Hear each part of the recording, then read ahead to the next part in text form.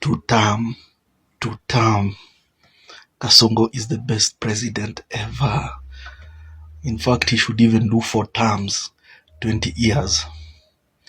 Truth of the matter, Kasongo hubambisha mafala, na nimesema mafala ndio hubambika na Kasongo, because whatever Kasongo does, his first priority is his own selfish interests.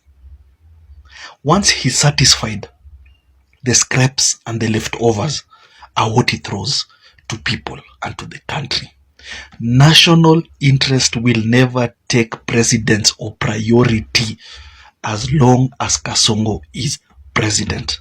And when you see him warming up to a certain person, pushing for a certain agenda, perambulating and gallivanting all over,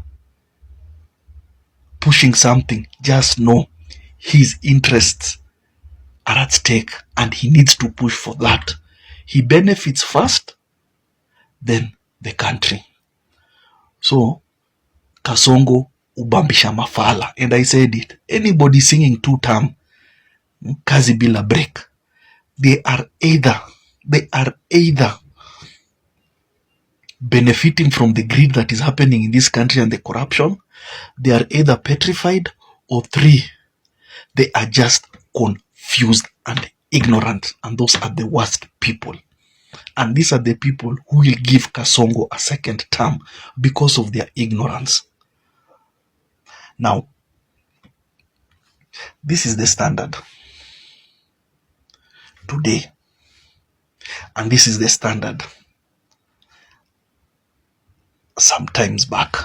They are mirroring each other, and if you look at both of them, the common denominator there is Kasongo. As a country, we barely produced even more than a ton of gold.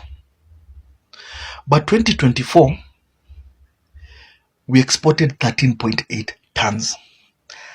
A time like this last year, now we are talking 2025, we are doing 42.1 tons. Do the maths. Is it mathing for a country that produces not more than a ton of gold annually? Where has 42.1 come from? Let's just be honest. Where has it come from? And if you look at the footprints, most of this gold is coming from war-torn countries.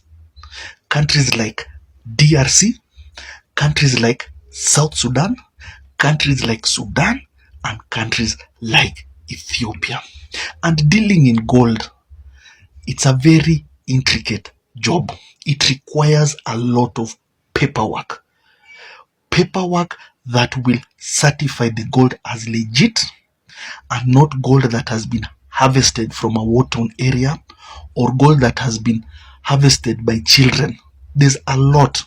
And that's why most of these countries are passing their gold through Kenya, where the paperwork is fixed and it looks like Kenya is the originating country.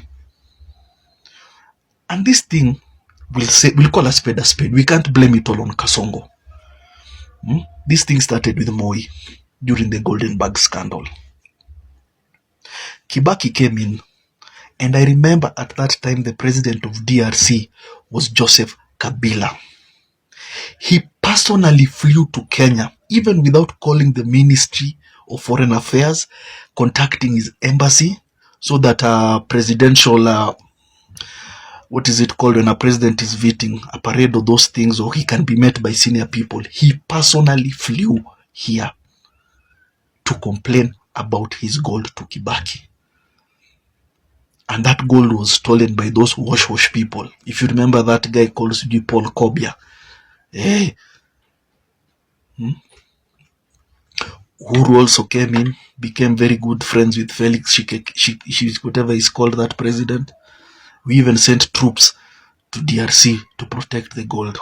And now Kasongo. And Kasongo has allowed these people to use Jomo Kenyatta International Airport as a transit point. And ask yourself, why were they very quick Why were they very quick to renovate that airport using Adani? Because most likely they wanted to seclude an area permanently and basically for this gold to pass without raising eyebrows. No paperwork, no questions, just land, move, land, move. And most of this gold is exported to India, Dubai, and South Africa, and maybe some European countries.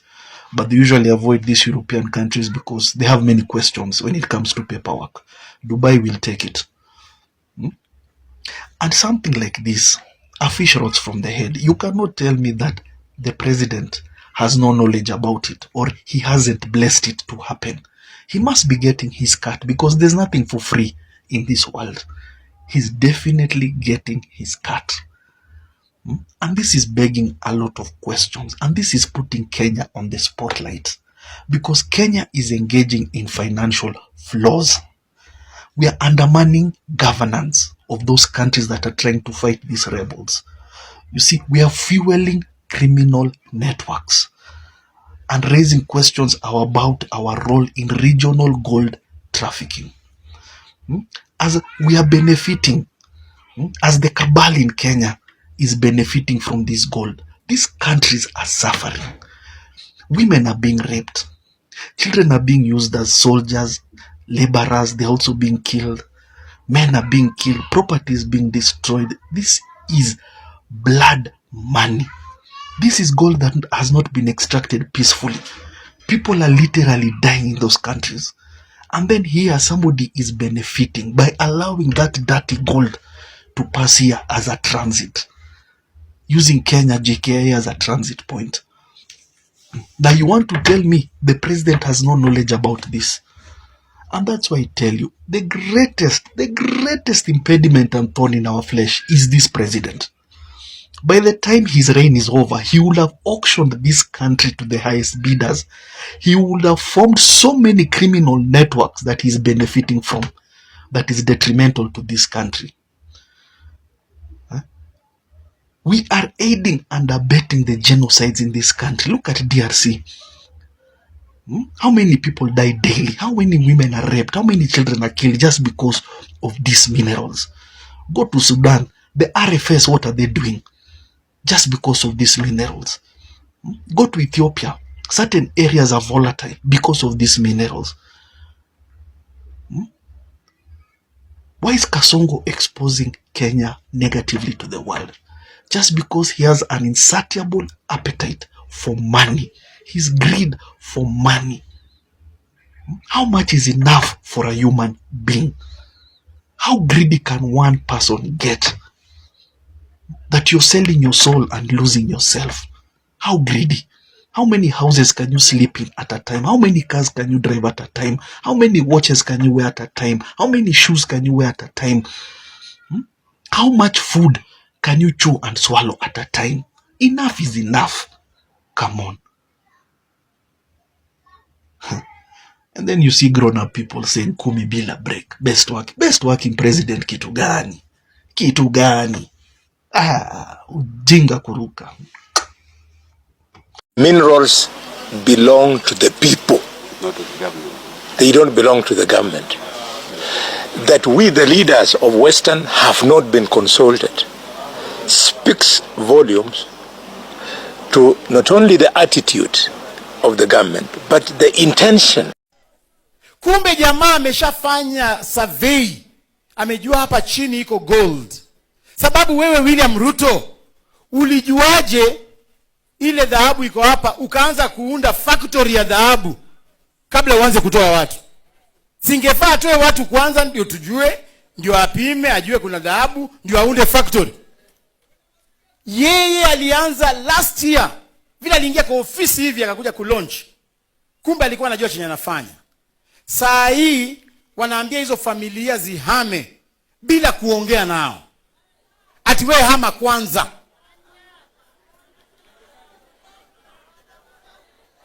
Na mimi nataka kuwakumbusha. Naongea hivi polepole ndio munisikize. Mimi najua mambo mingi.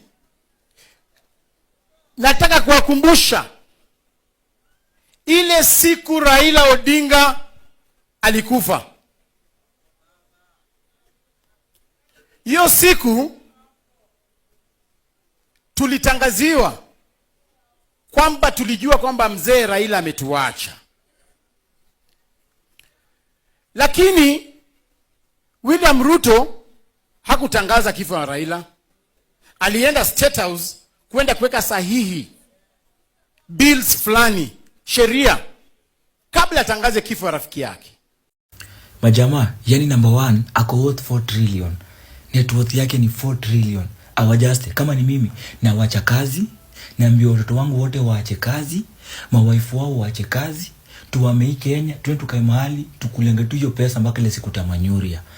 Mimi na siwezi kubali kujipea stress ati juu ya Kenya. Na waache nchi yenu, mkitaka mjiue sawa, mkitaka mtu nini, I don't care. Jamaa, Just ati yako worth 4 trillion. Na si mimi nimebanja hivyo. Ni former number 2 ndiye amesema. I'm Just hapana. For 4 trillion. Mimi nachukua pikini wangu wote, naombeni aje chorieni hizo mamboka. Tuingieni maeria fulani tukajisule ni kuminya, ni kuamka asubuhi na kunyama na kutulia, kunyama na kutulia. Mjamaa, mpaka ile siku tamanyuria. Mjamaa, unajua 4 trillion ndo ngapi? Hiyo ni mjamaa, hiyo si ni 1 billion mara 1 million. Just.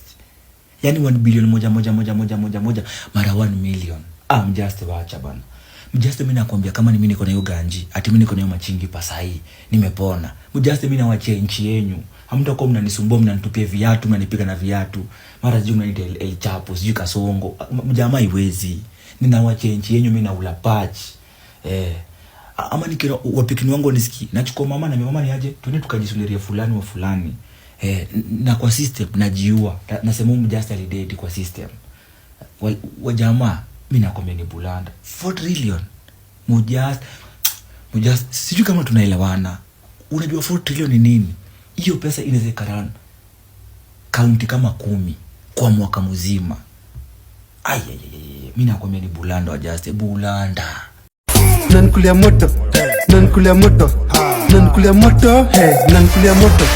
Unaonyesha meno, mgeuka unanumia meno. Kwani una maneno, unajua namba za ngeno.